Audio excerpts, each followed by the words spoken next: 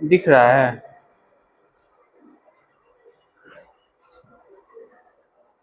कल क्या सब बातें हुई थी? कल बातें हुई थी एनर्जी की, और कुछ प्रॉब्लम आप लोगों ने देखा था। और मैंने कल जाते हुए आप लोगों से कहा था कि आज हम लोग पढ़ेंगे ड्यूअल नेचर ऑफ मैटर, ठीक है, एंड डी ब्रॉगली हाइपोथेसिस, उसी में पढ़ना है, ठीक है।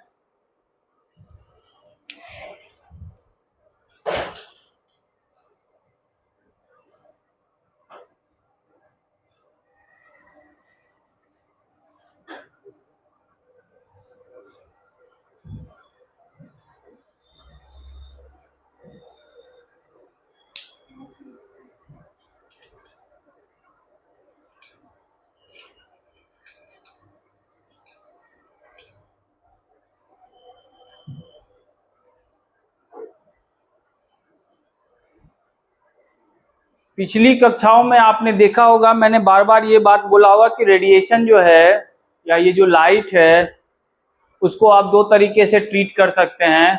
एक तो आप उसको वेव के तरीके से ट्रीट कर सकते हैं, या फिर उस लाइट को आप पार्टिकल की तरीके से ट्रीट कर सकते हैं। या तो वो वेव हो सकता है, या क्या हो सकता है, पार्टिकल हो सकता है, ठीक है।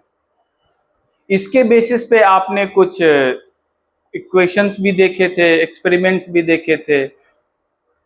अब कहानी आगे बढ़ती है और डेवलपमेंट ऑफ क्वांटम मैकेनिक्स वहां से शुरू होता है। तो फिर एक साइंटिस्ट आते हैं हमारे बीच में, डी ब्रॉगली साहब। क्या नाम था? De Broglie.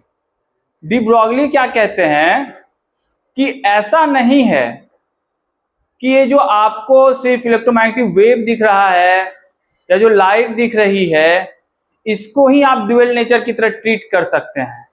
ये भी हो सकता है कि कोई मैटर पार्टिकल हो, मैटर पार्टिकल मतलब जिसके पास क्या हो, मास हो, कोई मैसिव पार्टिकल हो, उससे भी एसोसिएटेड वेव हो सकता है। क्या हो सकता है? उससे भी एसोसिएटेड वेव हो सकता है। समझ रहे बातों को? तो ये बड़ी बात थी उस समय कहना। क्यों? क्योंकि अगर मैं कहूंगा कि उत्कर्ष सड़क पे दौड़ रहा है और उत्कर्ष से वेव निकल रहा है, तो तुम लोग हंसोगे। हंसोगे ना? क्यों हंसोगे? क्योंकि तुम लोग देख नहीं पा रहे हो। तो जो चीज तुम देख नहीं पा रहे हो वो चीज नहीं है, इसके बारे में हंसना कितनी बड़ी बेवकूफी वाली बात है ना उत्कर्ष? उत्कर्ष को भी पता है कि तुम लोग बेवकूफ हो। समझ रहे बातों को? तो डी ब्रॉगली साहब का कॉन्सेप्ट आपको बेवकूफी भरा लगेगा। कहां पे? कहां पे? इस वर्ल्ड में, जिस वर्ल्ड में आप रहते हैं, इसको हम लोग क्या नाम देते हैं? Macroscopic world. क्या नाम देते हैं? तो मैक्रोस्कोपिक वर्ल्ड में अगर आप उसको अप्लाई कीजिएगा, अपने जीवन में अप्लाई कीजिएगा, आपको क्या हाथ लगेगी? निराशा। लेकिन अगर इसी पोस्टुलेट को, इसी कॉन्सेप्ट को आप यूज करते कहां पे? In the case of electron, चलिए स्पेसिफाई होके बोलते इलेक्ट्रॉन के केस में अप्लाई करते हो, आपको निराशा हाथ नहीं लगेगी, आपके आंखें उस सत्य को जान के चौंधरा जाएगी और आप देख नहीं पाएंगे उस सत्य को। ठीक है, अभी पता चल जाएगा। ठीक है, इस बात से किसी को डाउट नहीं होना चाहिए कि कोई मैटर पार्टिकल है तो उससे वेव एसोसिएटेड नहीं हो सकता। हो सकता है उत्कर्ष? ठीक है। ये जो पहले हाइपोथेसिस था, ये हाइपोथेसिस किसने दिया था? डी ब्रॉग। नाम उनका कुछ अधिक मतलब थोड़ा अलग है, लेकिन हाँ, लुइस फ्रांस के थे, तो फ्रांस वाले थोड़े अलग प्रोनाउंसिएट करते हैं। हम लोग तो इंडिया वाले हैं तो हम लोग डी ब्रोगली बोलते हैं, ना पता कहाँ क्या बोला जाए, गाँव चलो ब्रोगलिया ब्रोगलिया भी बोल देते होंगे।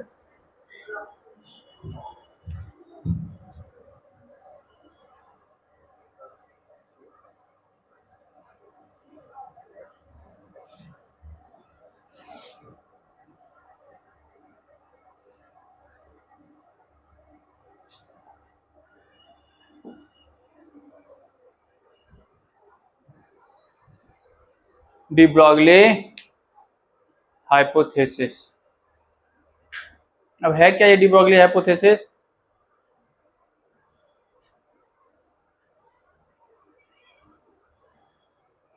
है क्या ये हाइपोथेसिस है, सिंपल सा जो बात मैंने अभी बताया आपको। There is a wave associated with a massive particle, लेकिन एक कंडीशन है, पार्टिकल के पास क्या होना चाहिए? मोमेंटम होना चाहिए। क्या होना चाहिए? तो अगर कोई पार्टिकल मोशन में है तो उससे एसोसिएटेड एक वेव भी है, वेव भी उससे साथ ही है।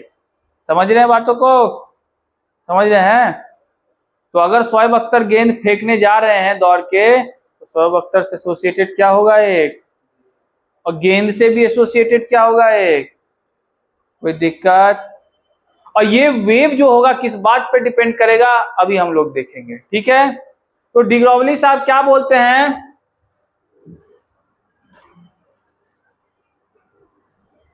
There are waves associated with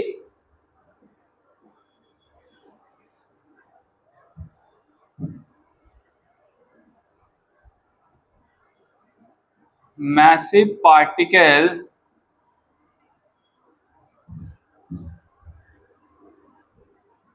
having momentum।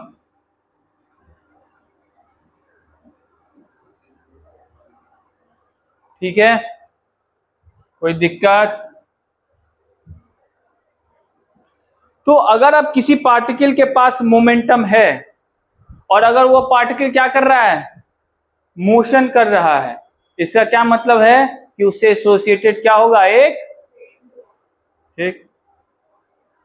अब फिर से सवाल पूछा जाता है कि ठीक है, ये बात समझ गया कि हर एक पार्टिकल के साथ क्या होगा? एक वेव एसोसिएटेड होगा, लेकिन वेव का कैरेक्टरिस्टिक क्या होता है? वो जो वेव होगा उसकी कुछ वेवलेंथ भी तो होगी, फ्रीक्वेंसी भी तो होगी। क्यों होगी ना? उसकी वेवलेंथ कितनी होगी, ये बात भी तो पता होना चाहिए। वो कहते हैं कि इसका वेवलेंथ जो है, ध्यान से देखना, wavelength is inversely proportional to p. सब पढ़े हो ना तुम लोग? एच बाय, ये कॉन्सेप्ट नहीं पढ़ा हुआ, ये पढ़ा हुआ कि मोमेंटम को पी से डिनोट करते हैं, ये भी पढ़ना पड़ता है तुम लोग। और एच जानते ही हो क्या है? क्या है? और पी क्या है? लेमडा क्या है? समझ गए बातों को? अब ये इक्वेशन दिखने में बहुत साधारण है, लेकिन साधारण है नहीं, इसने बहुत कुछ चेंज कर दिया। साधारण दिख रहा है ना, लेकिन हर साधारण चीज साधारण नहीं होती। जो चीज दिखने में सिंपल दिखती है वो उतनी सिंपल होती नहीं है। लेट हो गया? आपको भी लेट होता है?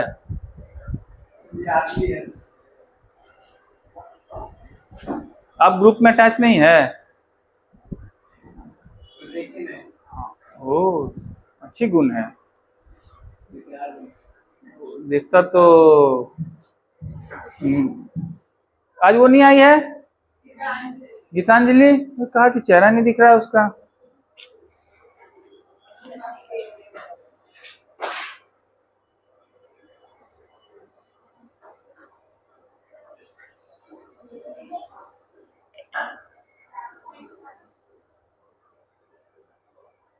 पहली बार आ रही हो क्या क्लास में चैप्टर के?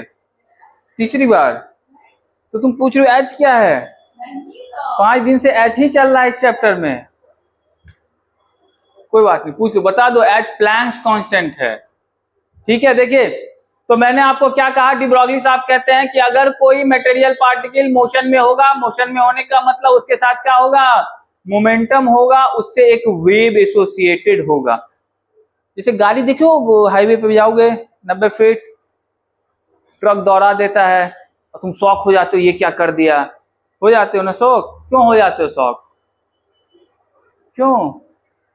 अब तुम में से कुछ लोग बोलेंगे सर वो वेव हमको फील हो गया था।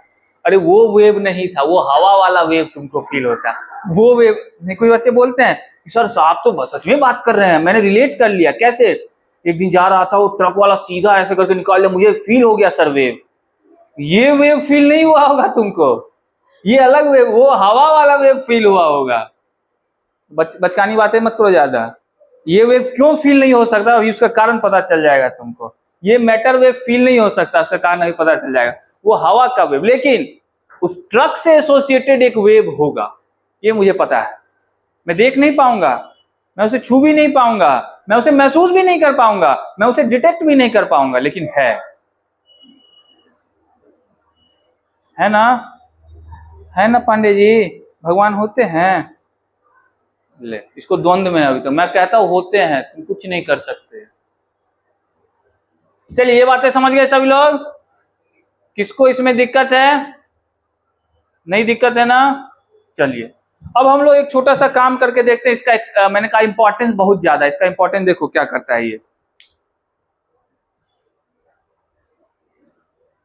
लेमडा मतलब वेव। लेमडा मतलब क्या? वेव की कैरेक्टरिस्टिक, वेव की प्रॉपर्टी, वेव मैकेनिक्स। पी मतलब मोमेंटम, मोमेंटम मतलब मास इनटू वेलोसिटी, मतलब मैटर पार्टिकल की कैरेक्टरिस्टिक। देखो ध्यान से, ये क्यों कहा मैंने, बहुत क्रांतिकारी इक्वेशन था। मैटर पार्टिकल को रिलेट कर दिया किससे? ये इस इक्वेशन का इंपॉर्टेंस है। मटेरियल पार्टिकल को रिलेट कर दिया वेव से। समझ रहे बातों को? क्वांटम मैकेनिक्स का रिलेशन होने लग गया यहां से।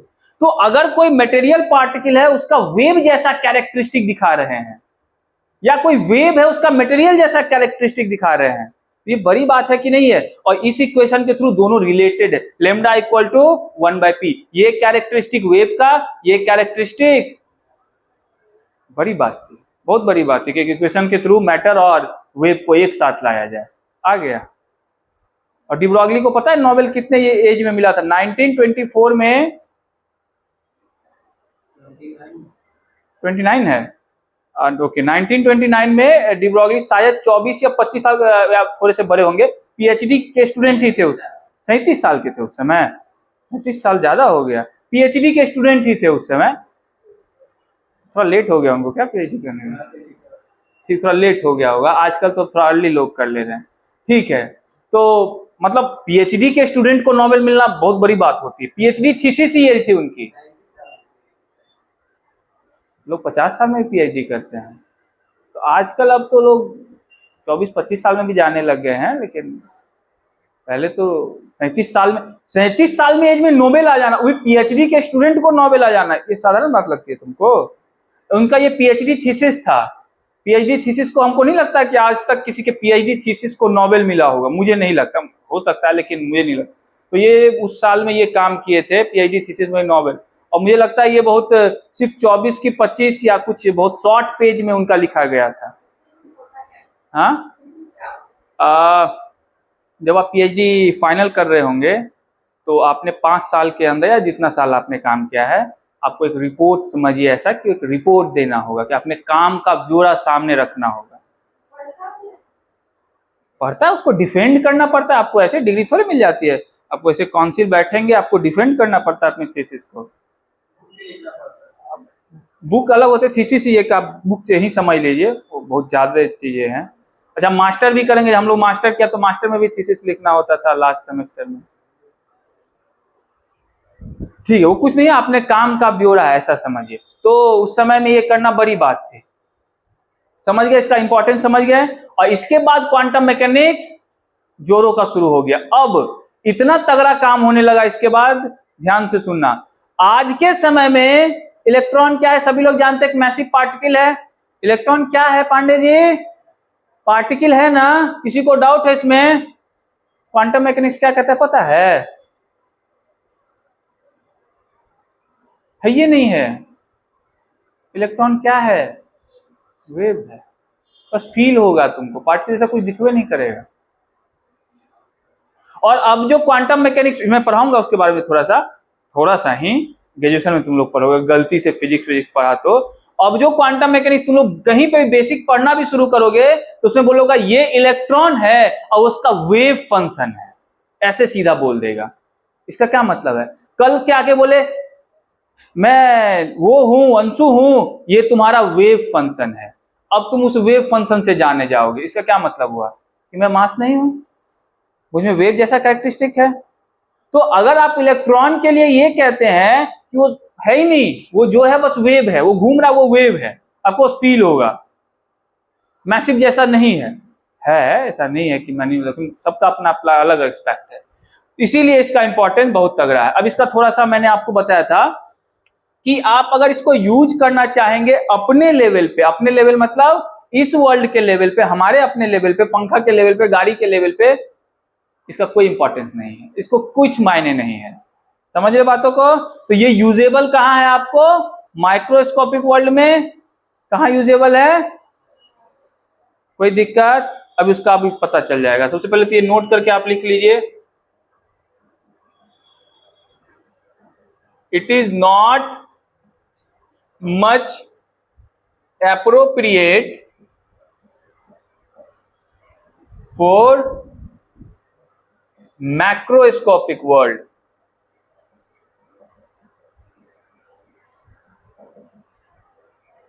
ठीक है, अब एक छोटा सा क्वेश्चन हम लोग कर लेते हैं, उसके बाद आप खुद समझ जाएंगे कि क्यों एप्लीकेबल नहीं है। कर ले क्वेश्चन। एक क्वेश्चन है, फास्टेस्ट बॉल कितना फेंका गया होगा? 100 क्रॉस है ना? आप क्रिकेट खेलते हैं, 101 है ना? 100 क्रॉस है ना? मैं किलोमीटर की बात, मीटर पर सेकंड की बात कर रहा हूँ। शोएब अख्तर 100 बोलते हैं, ठीक है, फास्टेस्ट बॉल शोएब अख्तर की 100 मान लेते हैं, उसका ज्यादा ही है। तो आपके पास एक क्रिकेट बॉल है, कितना वेट होता है? 250 ग्राम, 150 ग्राम, 150 ग्राम थोड़ा कम लगा लेता हूं मैं, कैलकुलेशन करने में आसानी रहेगी। A cricket ball having mass 100 gram and velocity 100 metre per second, find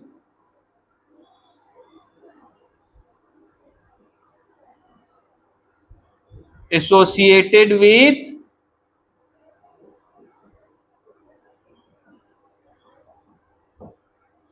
कोई दिक्कत? वेव तो होगा, कौन कह रहे हैं? हाँ ठीक है, वेवलेंथ निकालो जल्दी। देख क्या रहे हो? इसमें देखने वाली तो बच्चा वाला काम है,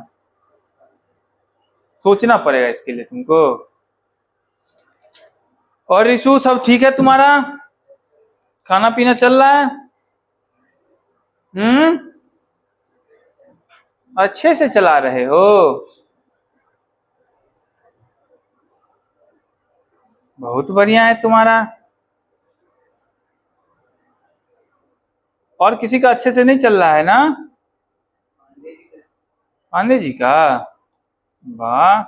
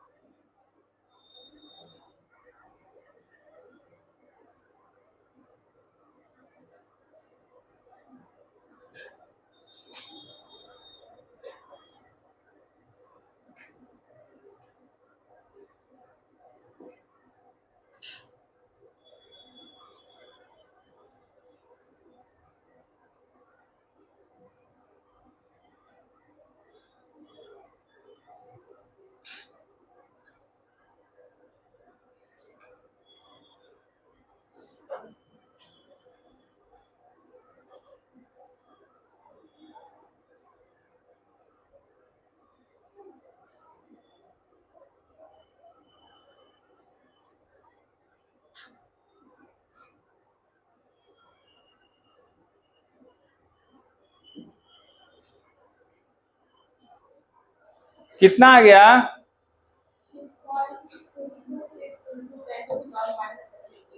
33 से ज्यादा आना चाहिए। 33 से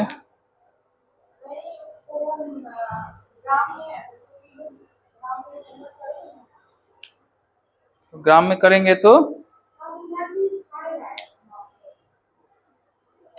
चलो एक बार फाइनल कर लो। 35 ही आया, सबका 35 ही आया जी। विशाल क्या समझ में नहीं आया? ओहो, लेट से आया इसीलिए। ये इक्वेशन देख रहे हैं, छोटा सा दिख रहा है इक्वेशन। लेमडा क्या होता है जानते हैं ना? क्या वही निकालना है, प्लैंक्स कांस्टेंट। कल भी बताया था ना आपको, एक्स की value H is Planck's constant. बड़ा यूज है इसका, प्लैंक्स कांस्टेंट की महिमा बहुत बड़ी। हेलो, गपिया लो तुम लोग पहले।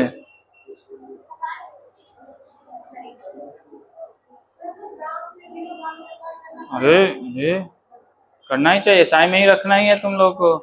6.62 किस में लिखा गया है यूनिट? जूल। तो जूल वाला कौन सा यूनिट है? मेरे घर का सिस्टम है जूल, जो मन चाहे वो कर देंगे। तुम्हारे घर का सिस्टम है। पानी पियो। चलिए देखिए इसको ध्यान से।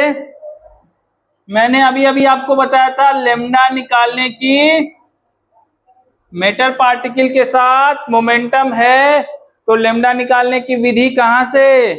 डी ब्रॉगली साहब की कृपा से। H बाई पी, H की वैल्यू 6.626 और P क्या है? Momentum mass into mass. कितना इसकी? 100 ग्राम, मतलब 10⁻³ और वेलोसिटी कितनी है? और इसको तुम लोग कुछ करोगे तो मुझे लगता है ये 6.626 10⁻³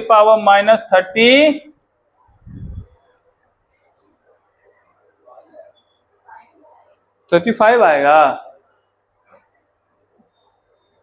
ये 10⁻³ हुआ। गधेरो, ये 10⁻³ तो 10⁻⁻1 -1 हुआ ना? हाँ हाँ सही बोल रहे, सही बोल रहे हो तुम लोग। कोई बात नहीं, ये किस में आएगा? मीटर में। अब देखो ध्यान से, वो 10⁻⁻35 मीटर है। 10⁻⁻, समझ लो, 10⁻⁻35 मीटर बहुत साधारण छोटा नहीं हुआ ना। तुम नहीं सोच पाओगे, छोड़ दो, नहीं सोच सकते। इवन इस वेवलेंथ को आप डिटेक्ट भी नहीं कर सकते। आप डिटेक्ट नहीं कर, अब तक ऐसा कोई साधन नहीं है आपके पास कि आप इसको डिटेक्ट कर सके। ये वेवलेंथ डिटेक्टेबल अभी तक नहीं है, इतना छोटा। लेकिन तो अब आप क्या बोलते हैं, इस वर्ल्ड में देख लीजिए कि हाँ उस वेव का क्या वैल्यू रहेगा, उस वेव की क्या इंपॉर्टेंस रहेगी जिसका वेवलेंथ है इतना छोटा है जो डिटेक्ट ही नहीं हो सकता, उसका क्या करेंगे हम लोग? तो इस वर्ल्ड में अप्लाई भी नहीं करते हैं ना इस कॉन्सेप्ट को। करते हो क्या इस वर्ल्ड में अप्लाई? नहीं करना है, समझ रहे बातों को। लेकिन अब दूसरा क्वेश्चन आप बनाओगे, आपकी आंखों में क्या आएगी? चमक आएगी। कैसी चमक आएगी? अभी पता, ये सबने लिख लिया है ना? चलो, ये नहीं लिखा ये कॉन्सेप्ट, पहले क्वेश्चन ही बना लिया। ओ जल्दी लिखो सब, आपने लिख लिया। देखो सही काम करता है।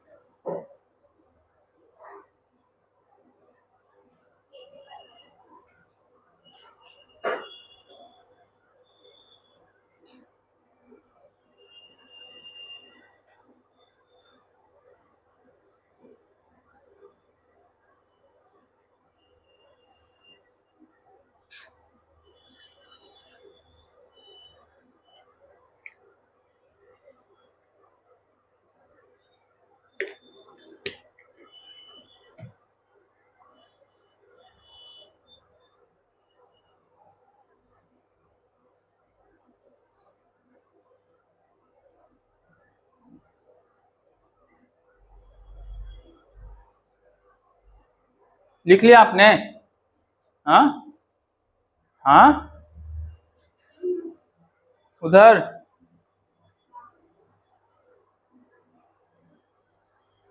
मिटा दो इसको।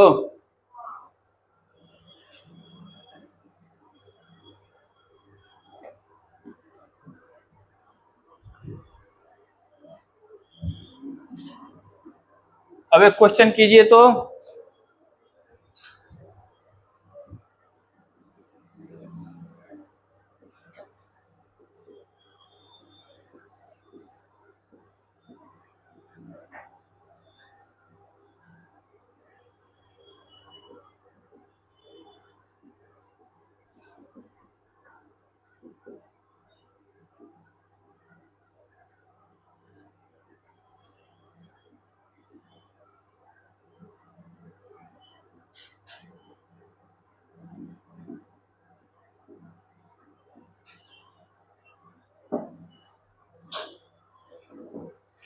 छोटा सा क्वेश्चन है, इसको आप लोग कर लीजिए।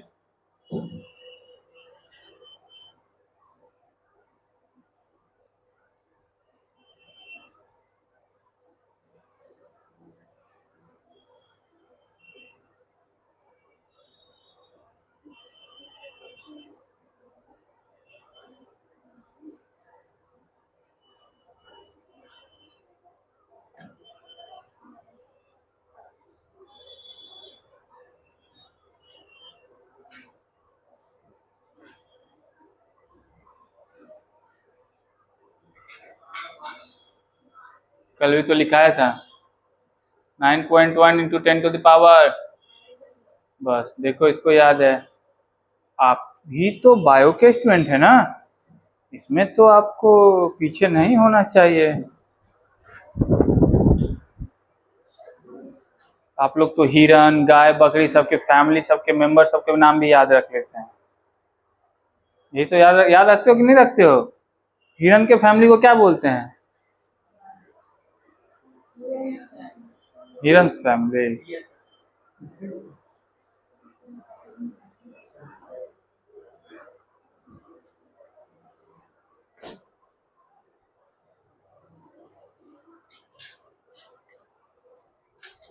और विशाल, एडमिशन हो गया आपका?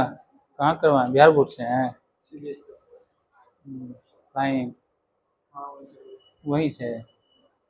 आप किससे हैं, फ्लाइंग से या फिर ग्राउंड पे? ओ, तो आप तो पटना के सबसे बड़े फ्लाइंग कैंडिडेट हैं, शिवम कॉन्वेंट से। सेंट तो सेंट जोसेफ से थे।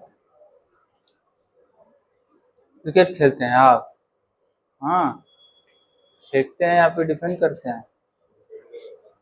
फेंकते भी हैं।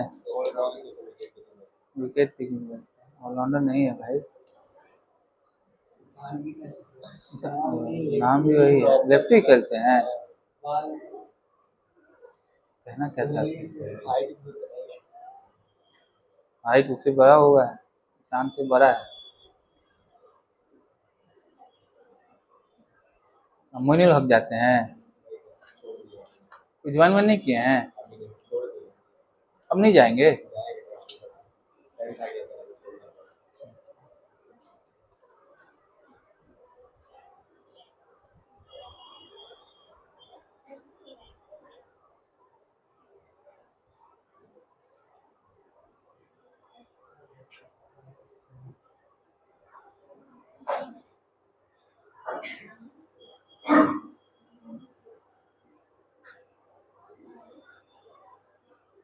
सही है कैलकुलेशन? पता नहीं, मुझे भी पता नहीं। चलिए, सब लोगों ने इसको कर ही लिया होगा। देखिए,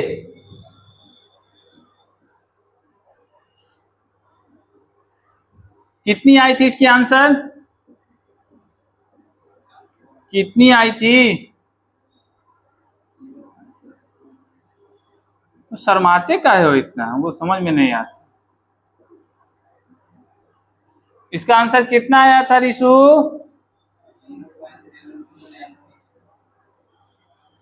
10⁻⁹ मीटर। ठीक ही आया, ठीक है, अच्छी बात है। अब तुम खुद ही बता सकते हो, ये -35, ये कौन छोटा है? कौन छोटा है पांडे जी? ये वाला छोटा है ना, और इतना ही छोटा नहीं, वो डिटेक्ट नहीं हो सकता। और ये इसके साथ तो आप खेलते रहते दिन भर, ये तो आपके साथ हमेशा मौजूद रहता है 24 घंटा। आप खूब ही डिटेक्ट करते हैं, सारा एक्सपेरिमेंट करते हैं, नैनोमीटर रेंज में है वेवलेंथ। अब आप बताइए, अगर किसी पार्टिकल से एसोसिएटेड वेवलेंथ नैनोमीटर के रेंज में है, तो क्या वहां के वेव सिग्निफिकेंट होगा कि नहीं? उस वेव को आपको वैल्यू देनी होगी कि नहीं देनी होगी? अरे बिल्कुल देनी पड़ेगी, ये छोटा वेवलेंथ नहीं है, बहुत बड़ा हो गया वेवलेंथ। अपने लेवल पे मत सोचिए 10⁻⁹ है, वेव के लेवल पे थोड़ा सोचिए। आप लोग यही होता है, हमेशा अपने लेवल पे सोचते हो, सेल्फिश हो इतना क्यों पांडे हो ना? वेव के लेवल पे, तो ये बड़ा वेवलेंथ है 10⁻⁹ नैनोमीटर में वेवलेंथ बहुत छोटा नहीं है। अब इलेक्ट्रॉन से एसोसिएटेड वेव जो है उसका वेवलेंथ ऐसा है, इसका मतलब हुआ उस वेव को आपको क्या करना पड़ेगा? कंसीडर करना पड़ेगा। ना सिर्फ इतना कंसीडर करना पड़ेगा, आज के मैकेनिक वर्ल्ड में उसी वेव पे काम करके आप उस इंफॉर्मेशन सारा इलेक्ट्रॉन का निकाल सकते हैं। जैसे इलेक्ट्रॉन की एनर्जी क्या है, इलेक्ट्रॉन का पोजीशन क्या है, इलेक्ट्रॉन का स्टेट क्या है, सब निकल जाता है उसी वेव से। क्वांटम मैकेनिक्स में इतना सिग्निफिकेंट है, इसीलिए इलेक्ट्रॉन के केस में इसको बहुत इंपॉर्टेंस दिया जाएगा। यही है, ये है। समझ रहे बातों को? आप लोग यहां से भी फील कर सकते हैं ना पांडे जी? ये छोटा है, ये बहुत बड़ा है, यही फील करना था। ठीक है बातों को? कोई दिक्कत नहीं है? दिक्कत जल्दी, इसको आप लोगों ने कर ही लिया होगा, तो लिखे रहने की कोई मतलब नहीं है।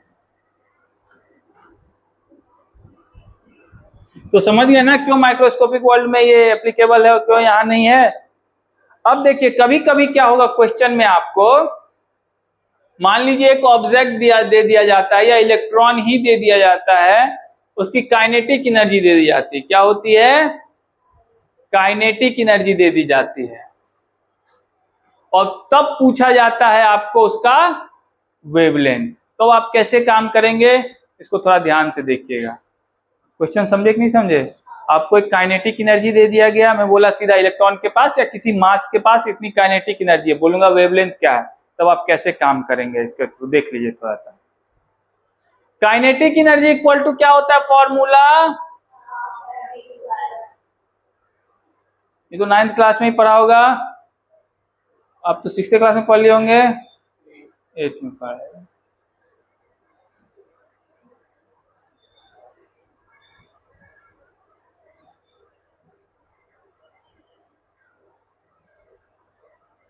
ये होता है ना, और अभी अभी आपने ये रिलेशन पढ़ लिया, lambda equal to h by, ये रिलेशन पढ़ लिया ना, तो क्यों ना कुछ इसको इसके टर्म में कुछ बना दिया जाए। काइनेटिक एनर्जी को तो लिख सकते हैं ना यहाँ पे, कैसे बना सकते हैं देखिए, तो दोनों साइड मास से मल्टीप्लाई कर दूं क्या, तो ये ऐसा हो जाएगा क्या? दोनों तरफ मास से मल्टीप्लाई कर दे तो ऐसा बन जाएगा ना, कोई दिक्कत नहीं है।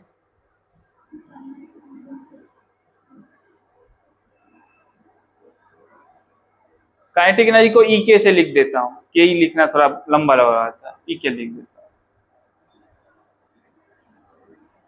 mv², हाँ आ गया mv ना, अब mv आ गया ना, तो mv इक्वल टू क्या हो जाएगा? √2m, तो यहाँ पे वैल्यू लिख सकते हैं ना लेमडा की, h/2m।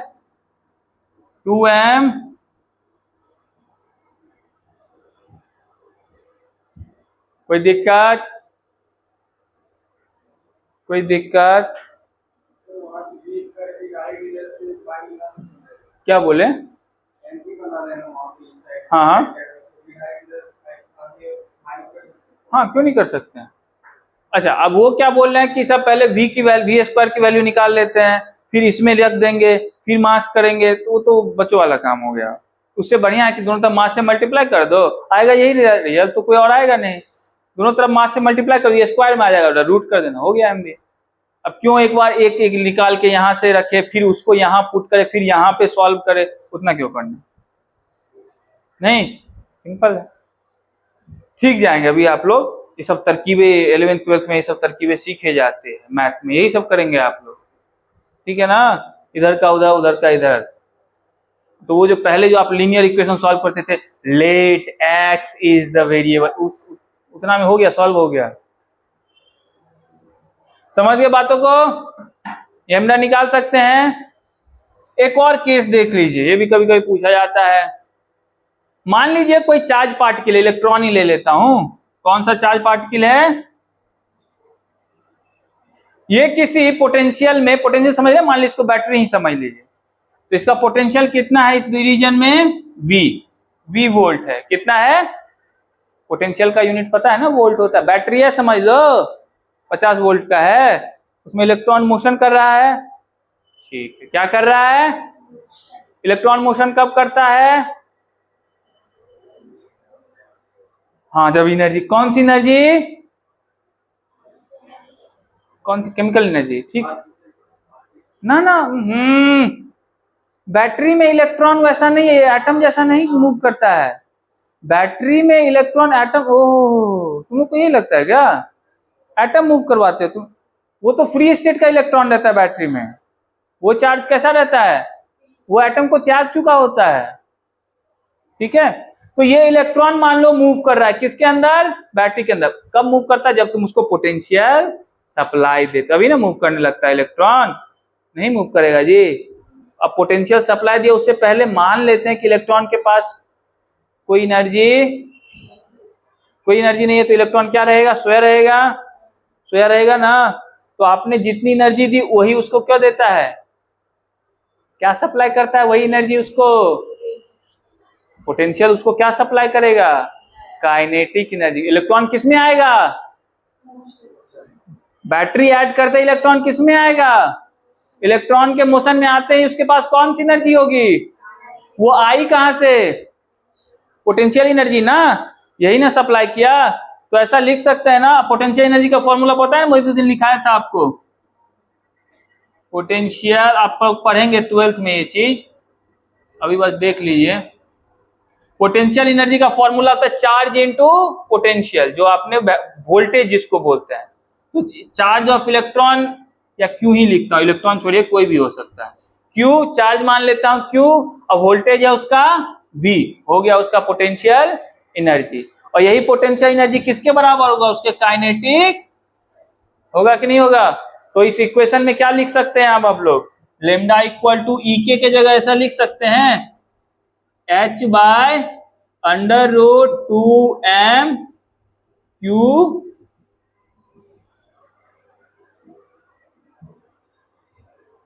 कोई दिक्कत,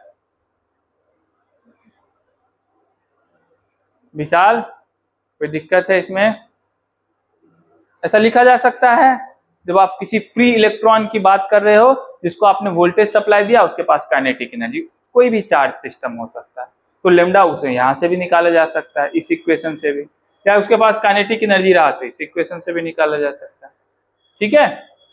बस तरकीबें हैं, पता होना चाहिए आपको। अच्छा, मैं ये नहीं भी लिखा था, ये फॉर्मूला मान लीजिए आपको नहीं भी पता है, कॉन्सेप्ट पता है, तो खाली ये याद रहना चाहिए, उसके बाद तो आप निकाल ही लेंगे ना। मान लीजिए फॉर्मूला किसी बच्चे को नहीं पता, लेकिन कॉन्सेप्ट पता है काइनेटिक एनर्जी का क्या रिलेशन, तो ये नहीं निकालेगा वो, हो सकता है कुछ समय ज्यादा लगे, निकाल तो ले गए हैं अगर उसने पढ़ा होगा तो, समझ रहे हैं, आपको भी वही पढ़ना है, फॉर्मूला पे खाली बेस नहीं रहना है, ठीक है, लिखो।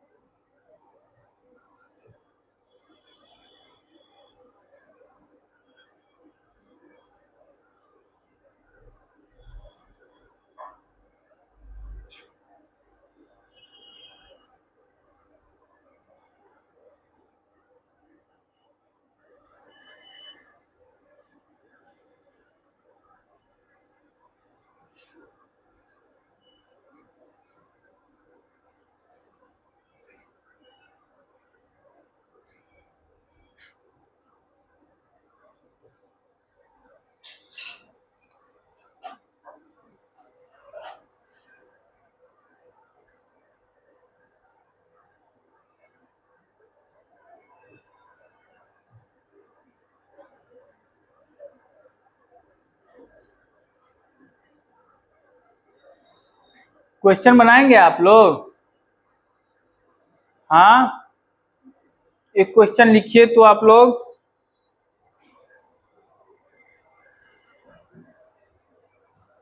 छोटा सा क्वेश्चन लिखिए तो।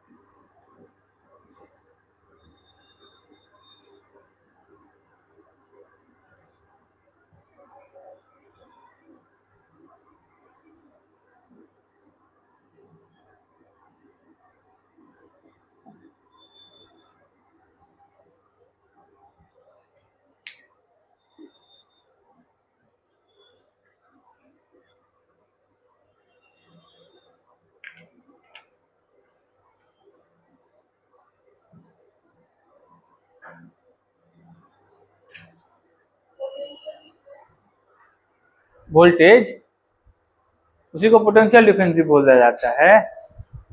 समझ गए रिशु? जिसको तुम लोग वोल्टेज वोल्टेज बोलते रहते हो, उसको उत्कर्ष प्यार से पोटेंशियल डिफरेंस बोलता है आजकल।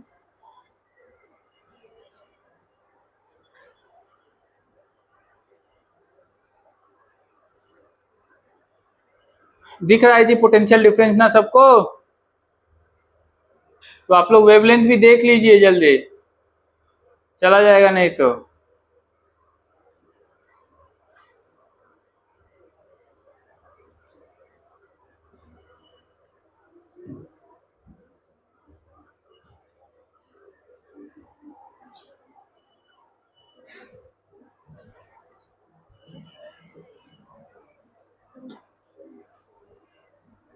इधर लिख लिया था ना आप लोगों ने?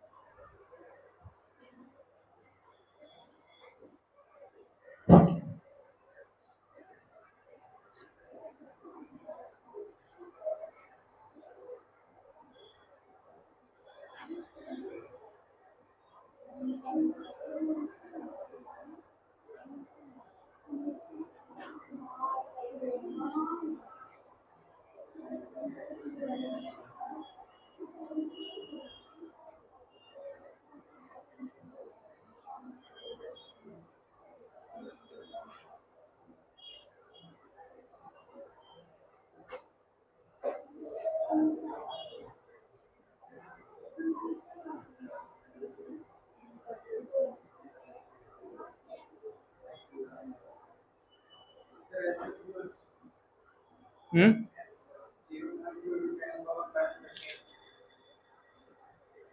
0.2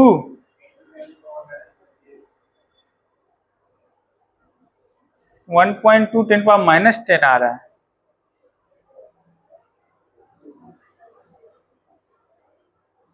देखिए सिंपल सा lambda equal to h by 2m QB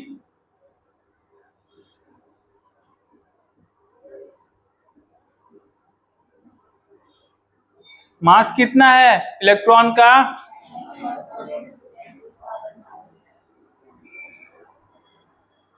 charge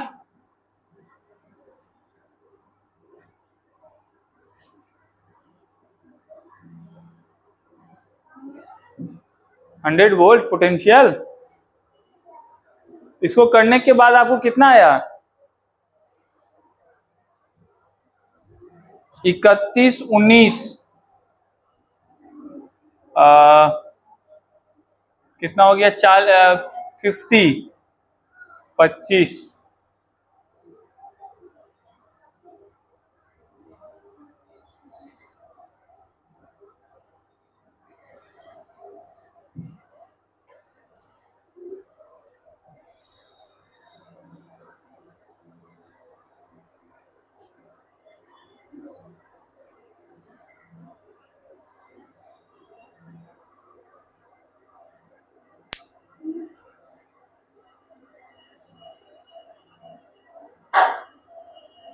ठीक है।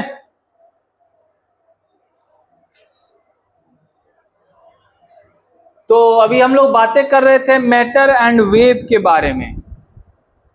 मैटर बिल्कुल एक अलग कैरेक्टरिस्टिक है, वेव बिल्कुल अलग है, दोनों में अंतर भी है। क्या हुआ तुमको?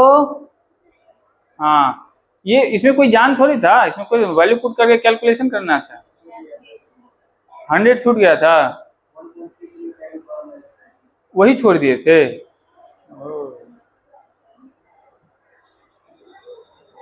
हो गया।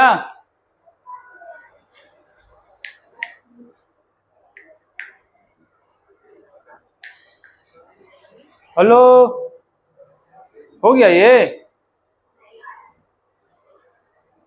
इतना ही आएगा, मुझे पता है इतना ही आएगा। अरे नहीं, अरे गधेरा तुम गधे हो।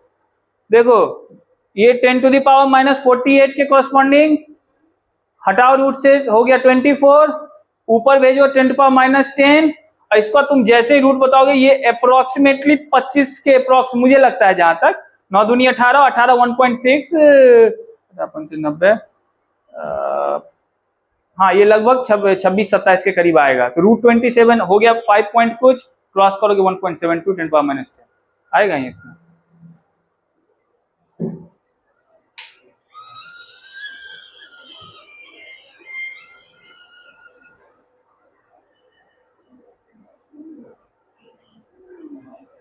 हाँ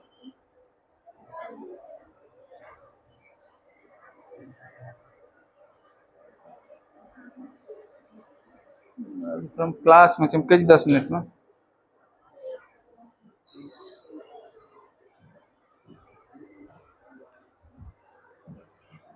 ये मैटर, ये वेव, इसके बीच में डिस्टिंक्शन है, सभी लोग जानते हैं। कैसे पता चले ये मैटर है ये वेव है? इसे कुछ डिफरेंस भी होंगे, बहुत सारा डिफरेंस है। पहला डिस्टिंक्शन इसके बीच में है कि अगर आप मैटर को देखेंगे तो स्पेस में, मैं मैटर हूं ना, किसी को वेव भी दिख रहा हो क्या? नहीं। इस स्पेस में मेरा एक वेल डिफाइंड पोजीशन है कि नहीं है? है। मेरा एक पोजीशन है इस स्पेस में, वेल डिफाइंड है। मैं एक लोकलाइज सिस्टम हूं कि लोकलाइज मतलब समझते हो? लोकलाइज एक जगह केंद्रित, ऐसा समझो। मैं लोकलाइज्ड हूं कि नहीं हूं? तो मास की प्रॉपर्टी क्या होती है? स्पेस में उसका वेल डिफाइंड पोजीशन होता है, वो लोकलाइज्ड होता है। लेकिन वेव, जैसे ही तुम्हारे दिमाग में मैं कहता हूं वेव, वेव का मतलब ही समझ में आता है पहले कि वो लोकलाइज नहीं है, डीलोकलाइज, मतलब एक जगह उसका कोई फिक्स स्पेस। समझ रहे बातों को? समझ रहे हो ना? तो मास क्या है, पहला डिस्टिंक्शन क्या है इन दोनों में? इन स्पेस नहीं,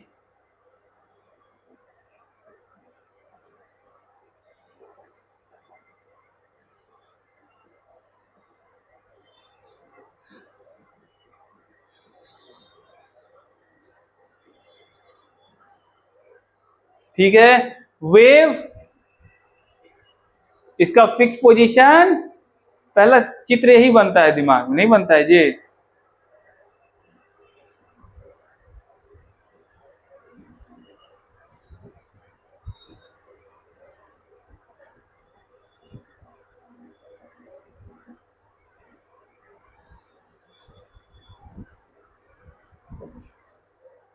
ठीक है।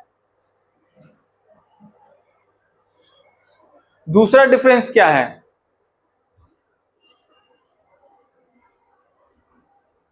हम्म, किसी एक स्पेस को आप चुन लीजिए, मान लीजिए यहां पे ये पोजीशन चुन लिया, मैं ये पोजीशन चुन लिया, मुझे बना दीजिए एक पार्टिकल, क्या बना दीजिए? अब इस स्पेस में साइमल्टेनियसली, साइमल्टेनियस मतलब समझते हो ना, एक साथ सिर्फ मैं ही रह सकता हूं। पांडे जी आएंगे, या तो मैं रहूंगा या दोनों नहीं रह सकते एक साथ इस स्पेस में। मतलब मैं जिस पोजीशन को बात कर रहा हूं, मतलब एक स्पेसिफाइड पोजीशन पे साइमल्टेनियसली दो पार्टिकल नहीं पाए जा सकते। लेकिन वेव ऐसा नहीं है, एक पोजीशन पे साइमल्टेनियसली एक से ज्यादा वेव पाए जा सकते हैं। समझ रहे बातों को? हाँ, ये भी डिफरेंस है।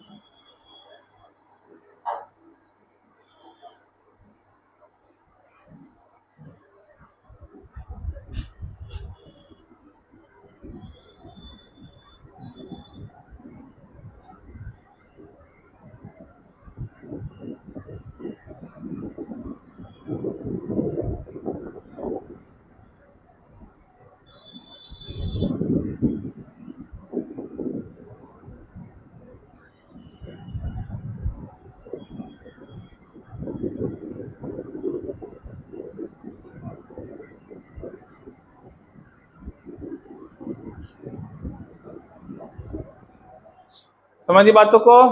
तीसरा एक और चीज देखो, बड़ा इंटरेस्टिंग चीज है मास और वेव में।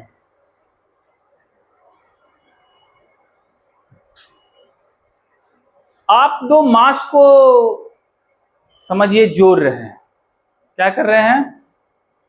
जोड़ रहे हैं। इसमें इतनी हैरत, हैरत भाई निगाह से मत देखो। ऋषु और उत्कर्ष को क्या कर रहे हो तुम? जोड़ रहे हो। क्या ऐसा चांस है कि ऋषु का वेट मान लो 34.33 ग्राम, इससे ज्यादा तो लगता नहीं मुझे होगा। कैसे ज्यादा है जी? सही है, ठीक है, 35 कर लेते राउंड ऑफ। और पांडे जी का वेट तो तुम लोग समझ ही रहे हो। तो पांडे जी का वेट और इसका वेट जब तुम ऐड करोगे, क्या ऐसा चांस है कि वो वेट 17 किलो हो जाए? तुम लोग क्या ऐसी बातें कर रहे हैं, सुबह सुबह ले लेते हैं आप बेकार में। हाँ, तुम लोग को ऐसा लगेगा। ऐसा वैसा मैंने किसी मादक पदार्थ का सेवन नहीं किया है,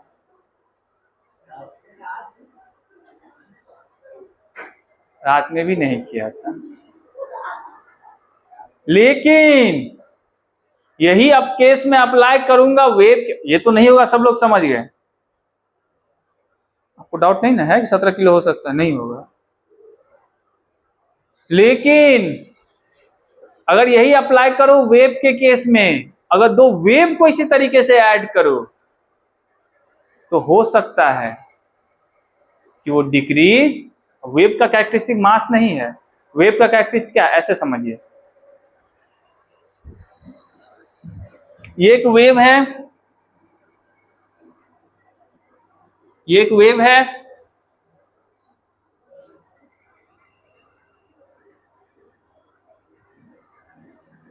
ये दूसरा वेव है। इन दोनों वेव को क्या कर रहे हैं, बेसिकली क्या हो रहा है, ऐड हो रहा है ना। अच्छा ठीक है, सब्सट्रैक्शन भी हो रहा है, तो सब्सट्रैक्शन इज आल्सो एडिशन। ये दोनों वेव ऐड हुआ, ऐड ही हुआ है, देखो ध्यान से, हुआ है कि नहीं हुआ है, बोलिए। अब इसका जो आप एडिशन कर रहे हैं, ध्यान से देखना, इस पॉइंट पे नेट रिजल्टेंट थोड़ा सा हाई करके मिलेगा, नेट रिजल्टेंट इन दोनों से मिलके जो उत्पन्न होगा वो थोड़ा सा हाई जाएगा। क्यों? क्योंकि दोनों क्या है, सेम फेज में मिल रहा है, यहां पे मिल रहा है ना। इस केस में अब ऐसा समझो, इस पॉइंट पे हो सकता है तुमको ब्राइटर लाइट मिले, मतलब ऐसा तुम लाइट की तरह सोच लो। अब लाइट को ऐसे भेजा, फिर दूसरे लाइट को ऐसे भेजा, तो इस पॉइंट पे हो सकता है तुमको ज्यादा इंटेंसिटी ज्यादा मिल जाए लाइट की। इस पॉइंट पे क्या हो सकता है, वो घट जाएगा।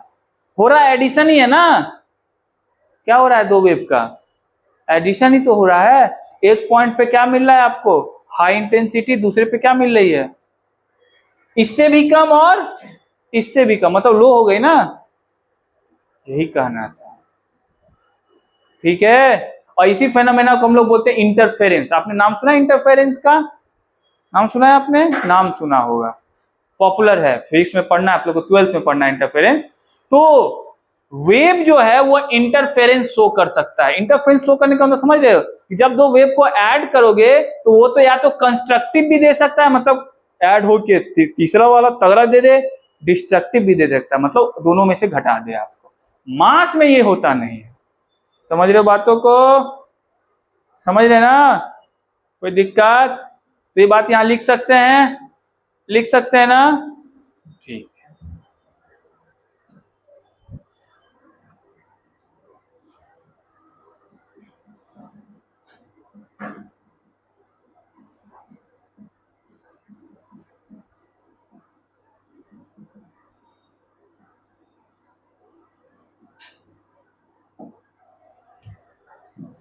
ठीक है, आप मास को सिंपली क्या करते हैं, अलजेब्रिक सम कर लेते हैं, यही करते हैं ना।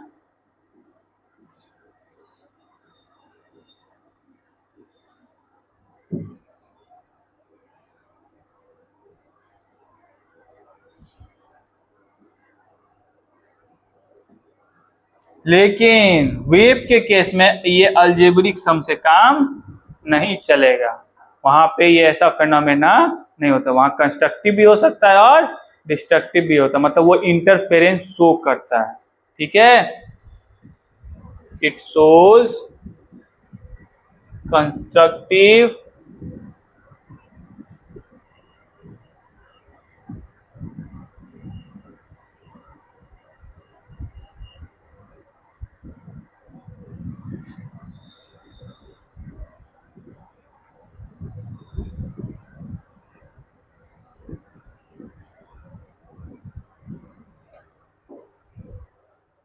लिख लीजिए इसको।